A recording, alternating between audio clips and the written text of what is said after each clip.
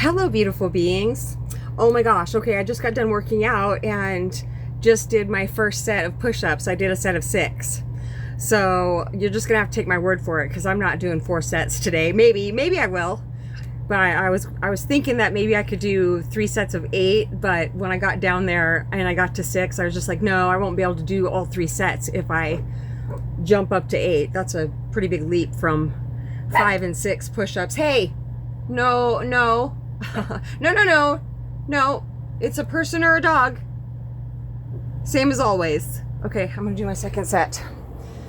I'm feeling like I should do 2 sets of 6 and then at least 1 set of 7 or 8. Okay, here we go. One time I was working out a really long time ago and I was in a gym and I said to the ancients, please give me the strength to do this. And they said, you already have it. 1, 2, 3, 4, 5, 6. Holy crap.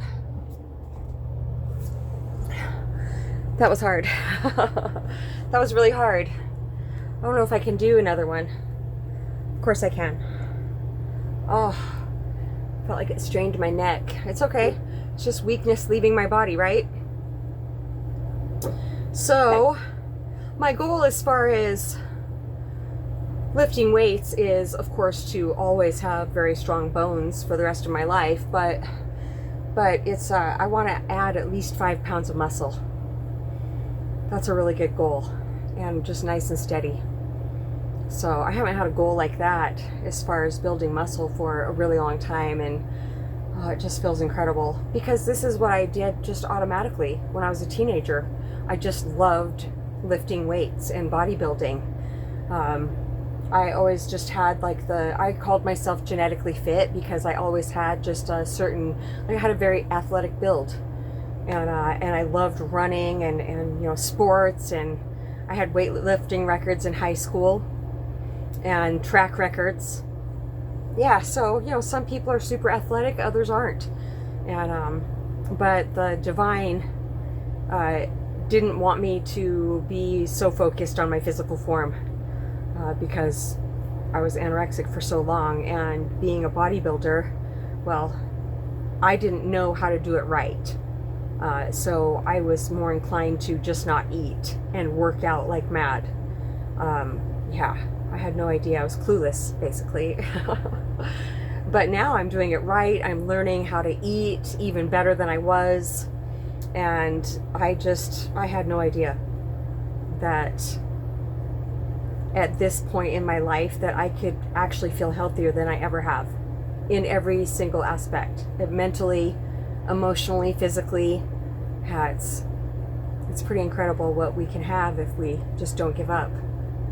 Yeah, and what is happening? I just felt my whole tiny home bounce. It's so crazy. Yeah, it was probably a semi out on the highway. It's so crazy how we can feel it all the way back here. And there's also an airport nearby. Yeah, I can still feel it. Surely it's not a earthquake. We have had them here. So, ancients, is there anything? I'm avoiding my last set of push-ups. Okay, I got this. I can do this. I just don't think I'm going to add another one to it. Another reason that these are so hard, besides not having done them for so long, is my wrists. I've had these right here. I've used these for years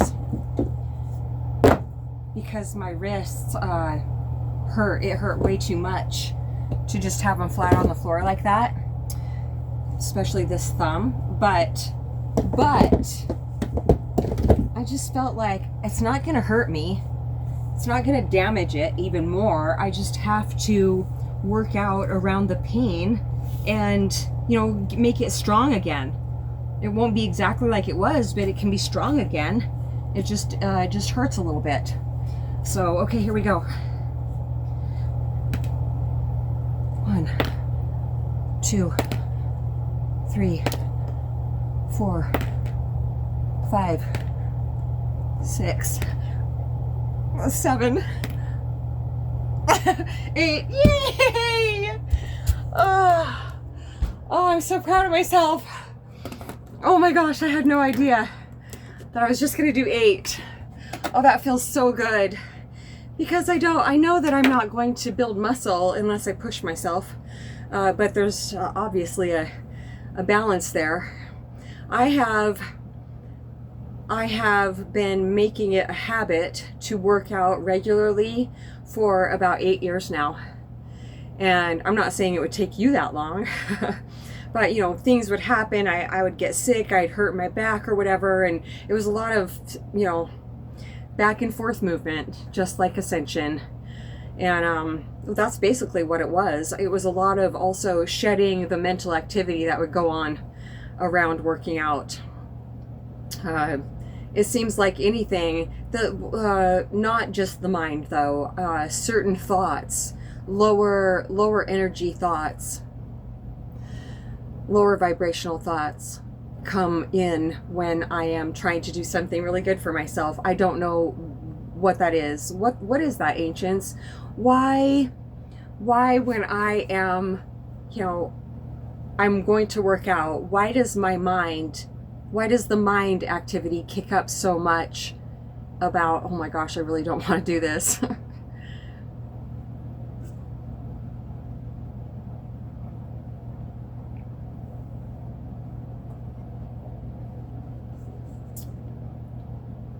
It's wonderful water.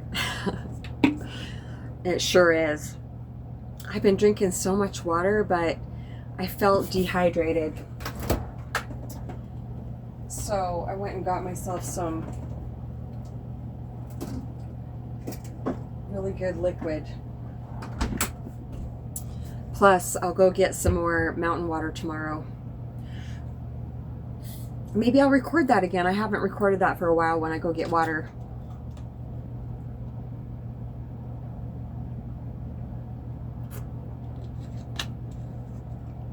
Grape Propel. Okay, what are we talking about? Are we talking about anything? They're just going to sit here and watch me drink stuff. It still hasn't seemed like the right time to draw cards yet. I'll know when. I'll absolutely know when. They did just have me look over at them. Should I go get the one that I drew? I haven't read it yet. Yeah, why not? Why not start now? Why wait? Where are my readers? Thank you. Yeah, so this morning I drew out of the Angelarium cards. Isn't that just stunning artwork? I drew, right before I ran out the door, Raziel, Angel of Mysteries. And one thing that is just so amazing about holding these cards right now is I don't know where all these angels' names came from, but I have heard a lot of them before as I'm reading them. And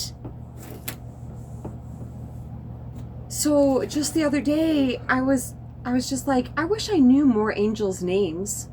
And I'm sure, you know, certain people will have different ideas about if these are angels or not, but I choose to believe that these cards came into my life so I would be able to get to know more angels' names and more angels. And when I hold these cards and I look at them, I feel like the visionary, is that the something of visions, the very first card I drew, it talked about, like, you look out in the distance and you see this figure, and it was him on the card, and I could just feel what they were saying. It's beautiful. They're saying because the artist could feel what he was drawing. Yeah, it's like so much like, but this is a lot more intricate. It's so much like a photographer. I'm a photographer because there's certain people that can take pictures, you know, ooh, that's pretty, but there's other people that can take pictures and they capture the essence. And when a person looks at that picture, oh, yeah, I can feel that. I can feel what you were feeling when you were looking at it. I can feel that. It's like I'm there. Yeah, to me, that's art. when it evokes a beautiful feeling in somebody, not a icky feeling. That's not art to me. So I'm going to read this. Raziel, Angel of Mysteries.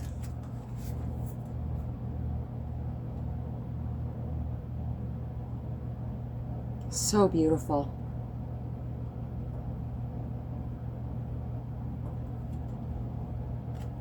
This is what the other side looks like. Angel of Mysteries. Okay. Get the book. Azrael, Angel of Death. Ooh, that's really pretty. Okay.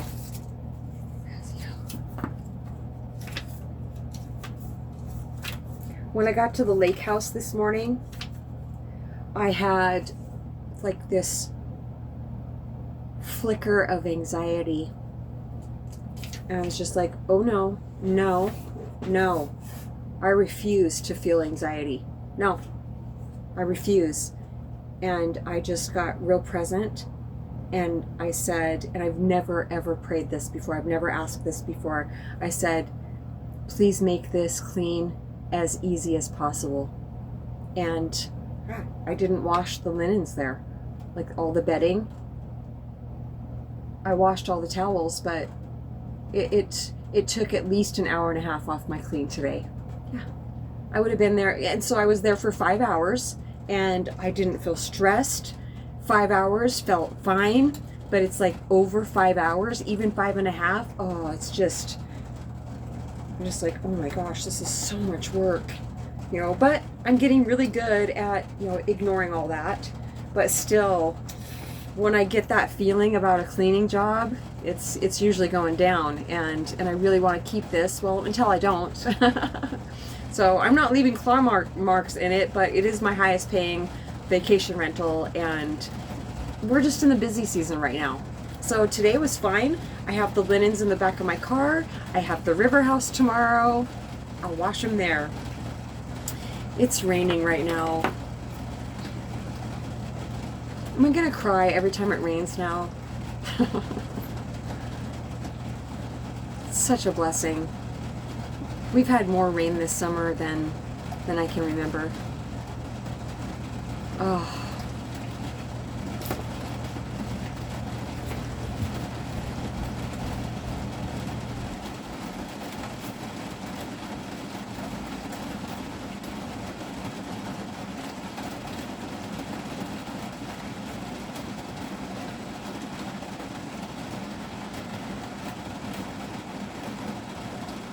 Oh my gosh, my poncho, I'm drying. My poncho, I'm drying outside.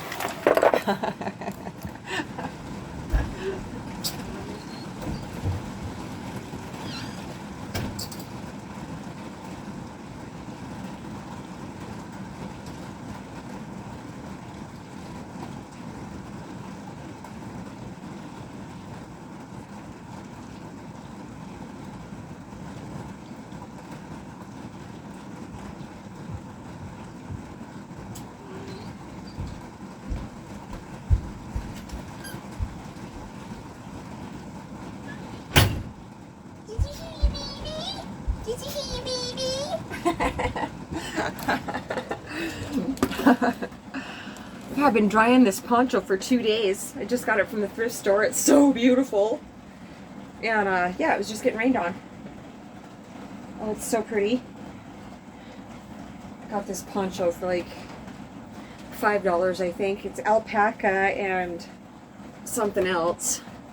And it's just, it's my favorite color, green. I don't have a poncho. I haven't had a poncho since I was a kid. Oh. And I thought the neck was like this really tight turtleneck. No, it's not though. I'm not sure exactly how to put it. But yeah, it's nice. It's really pretty. It's so warm too. Ancients, are we talking about anything? Oh yeah, I'm reading this. Good boy. Come on. Come on, bud. Come lay down. I'm not even stoned. Oh, it's so nice. Oh, I love balance. Feels so good. Feels so good. Angel of Mysteries. Raziel, the keeper, the speaker of truth. All knowledge is pressed within the binding of his book. Raziel stands at the foot of the tree of life and observes all of creation, ever the diligent witness, forever transcribing the whole of creation. The book is passed to Enoch through his journey into the tree of life. There are some things we simply cannot know, such as the precious narrative of life. We can know the parts of the play, but not the story's end. Secrets and hidden endings keep the performance alight and dancing through the universe. Raziel, wrapped on high, our ever-present observer. We dream and fill Raziel's book of mysteries. Our breath turns its pages. Exhale. Signs, a book, a mask, and codes. That was so beautiful. We've been saying, I think in the last 2 videos, nobody knows. Nobody knows exactly how it works, how any of it works. I think that the ones that know it the very best are the ones that have dropped their physical form and then came right back. They call it near-death experience, but there's nothing near about it. They crossed over. Yeah, maybe not fully. Well, who knows? Who knows? Who knows? But their stories are so similar and so incredibly beautiful. Oh, it's still raining. It's slowing down a little bit, but what a gift.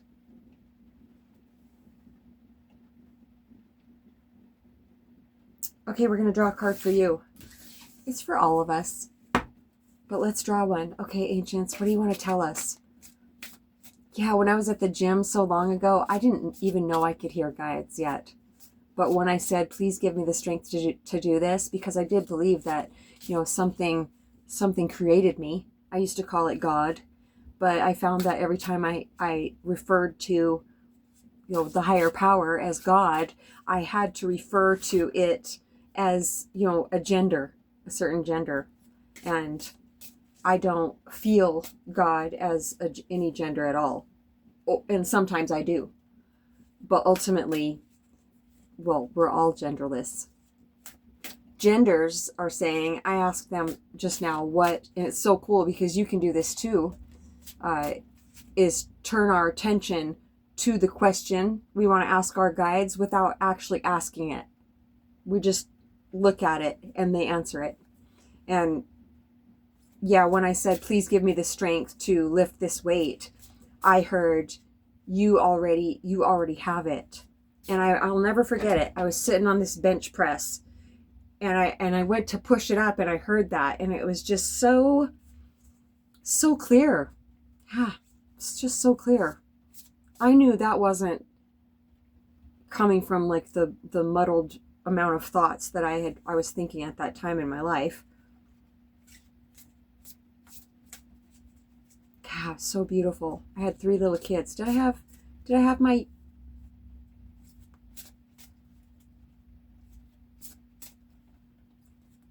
I had 2 little girls at that time. And then in 1998, Andrea came into my life and just showed me that, gave me my first deck of tarot cards. And she gave me angel oracle cards. And that's how I really built my relationship with my higher power. That's one major way. Because the angel oracle cards are all about how much the divine loves us. And how much we can trust the divine. Emmett Fox, Power Through Constructive Thinking, and The Dragon Doesn't Live Here Anymore by Alan Cohen. Those, my very first year not drinking in 2004, January 2004, I read those 2 books with the book of Alcoholics Anonymous too in there. But I read Power Through Constructive Thinking by Emmett Fox, and a woman, Julia, I was walking down the sidewalk with her in front of this store, and I remember she said, "Oh, I think you'd really like this book," and it was Emmett Fox, Power Through Constructive Thinking, and I had had enough books come to me in my life to know that that was another gift from Creator, and I was so excited to get it. And then right after that, I already had The Dragon Doesn't Live Here Anymore. That's right. I had went to this woman's house. I bartended, and she came there all the time, and she seemed so sweet. And so I went to her house one day, and she had little kids too. And I walked in her front door, and I took my shoes off, and I saw that she had books lined up underneath her TV. And I just zeroed in on them. Books used to be, I can't wait till they are again. Now that I have found, they're saying that that's one reason that these cards came into my life, is finding such balance with marijuana now. I can retain what I'm reading, and books have not come into my life for a very long time because I was going through my marijuana lesson, my dance with Santa Maria. So I went in her house and saw those books and got on my knees, and I was crawling across the floor, and this one book, I swear, it was just glowing, and I just went right to it. It was right in the center. I can still see it like it just happened. And I just reached for it, and I sat there and I looked at it, and it was The Dragon Doesn't Live Here Anymore by Alan Cohen. And I said, "Oh my gosh, can I borrow this book?" I tried to act like really nonchalant, but my heart was pounding so hard. I knew that I was going to have that book forever. Yeah, I knew that. I didn't I'm going to steal this book from her, but it spoke to me, they're saying. And I know you know what I'm talking about. And oh, Rain, you just popped into my mind when I said that.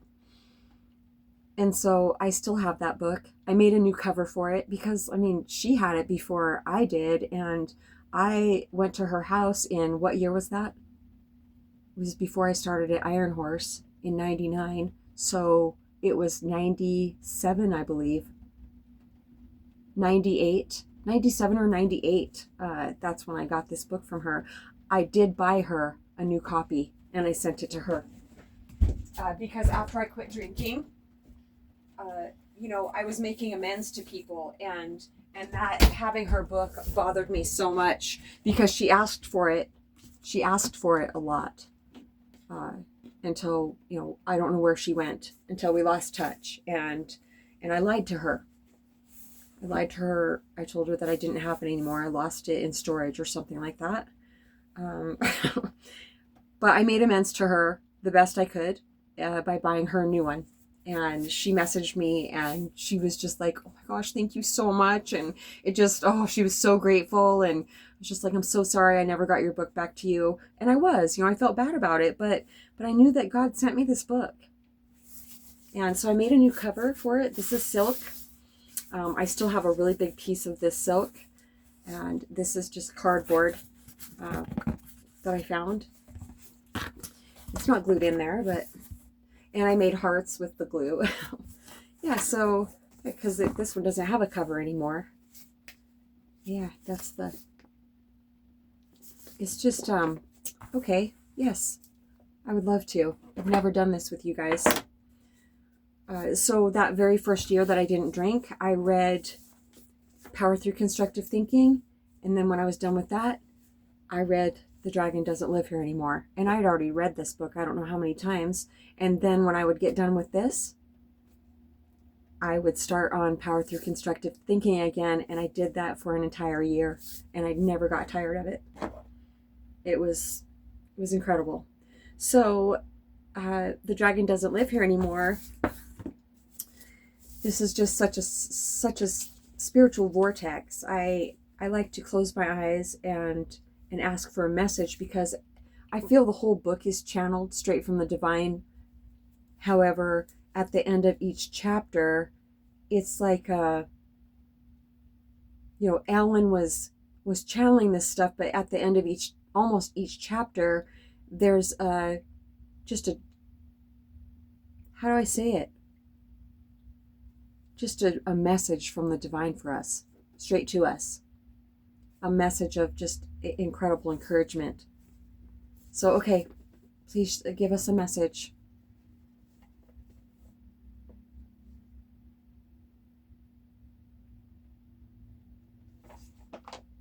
Oh, I landed on one. I landed right on one, you guys. Okay. All is fully blessed. Your growth is but, oh, they're saying that somebody is really listening. I am. I've never felt compelled to do this. They've never had me do this. All is fully blessed. Your growth is but an adjustment of consciousness, a change in your perception of the source of your life. The first petal of spiritual awakening is wonder. This is the beginning of the acceptance of your heritage. All things are born of the holy spark of the divine. In such realization is your release from the burdens of your own creation, ghostly concepts which you vainly attempt to prove. You relieve yourself from your fabricated expectations when you see that the divine has an expectation for you which far outshines your small idea of what you can do with love. There is a certain popularity in words and expressions of derision. There is the very error that denies bliss to the hearts of those who cry out for it. Think clearly about the effect of your words. Such contemplation will reveal to you your ministry in which your power to heal and to bless through your supportive words and acts. You are entrusted with the answers to your brother's prayers. Deliver blessings through your kindness, and you serve in the way of the divine. Deliver blessings through your kindness, and you serve in the way of the divine. As your sense of appreciation expands, great wonders are made known to you. Miracles cease to maintain the cloak of mystery that enshrouded them, for it is only in the fear of love that you made a rarity of what you admitted as miraculous. The spiritual master does not seek in exotic lands for the demonstration of the miraculous, but welcomes the simple aspects of life as marvelous. Oh my gosh, it's so loud. Be childlike in your enjoyment of what is given to you, and the kingdom of heaven welcomes you as its happy prodigal. Oh my gosh.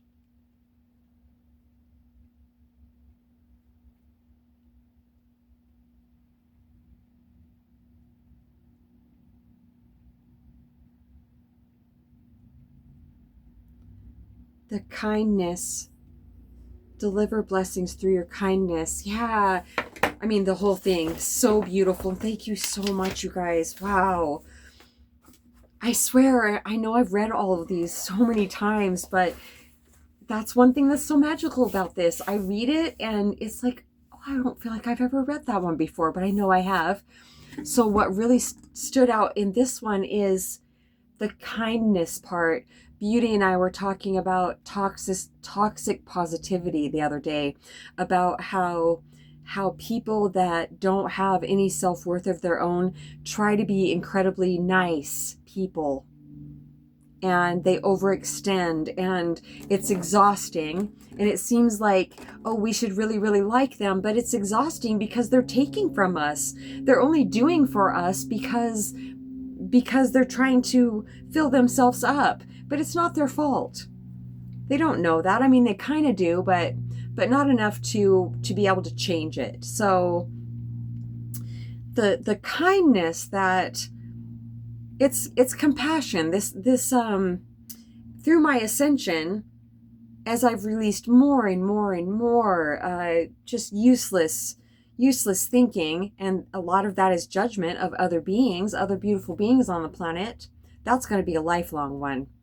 Yeah, I will always work on catching those thoughts that automatically come up when I encounter another human being.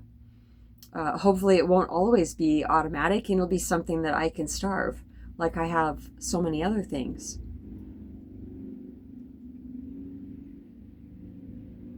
But the kindness I've seen through this ascension was, well, buried underneath the rubble of conditioning, just like all the rest of us. Just the rest of us, the rest of our natural, truest expression in these physical forms. Yeah, it's clearing out the clutter, then the genuine kindness bubbles over. It comes from overflow. Thank you, ancients. We get there, I get there eventually. Yes, true, genuine love, true love comes from overflow in ourselves, not from any type of need. It may seem impossible that you'll ever get to be in love then, but we are love. So we are all ascending now, and we are all at different places in our ascension. And I was talking to somebody earlier about how the people coming onto the planet Earth right now are absolutely just so wise, so beautiful. All right, I think that's it for now. I am doing really, really well at not letting myself get hungry. And so it's my cue. I just now got hungry, and I'm going to go eat probably like a stir fry with sweet potatoes and broccoli. And I have 2 pieces of cod I'm going to fry up. And I don't know, just a whole bunch of yummy goodness with fresh garlic and fresh ginger. I haven't had that for a while. And yeah, I haven't had zucchini for a while either. I got really tired of it, but I just leave it alone for a while. And I do need to bread it. There's that gluten-free flour that I can get now. Ocean was talking about that the other day, about breading something. I was just like, I'm doing that. Because fried zucchini, when it's rolled in like eggs and then flour, oh, so good. Mom, oh, I grew up with the best. My mom was just the best cook. So good. All right, that's it for now. satsangwithmamaji@gmail.com. We love you so much.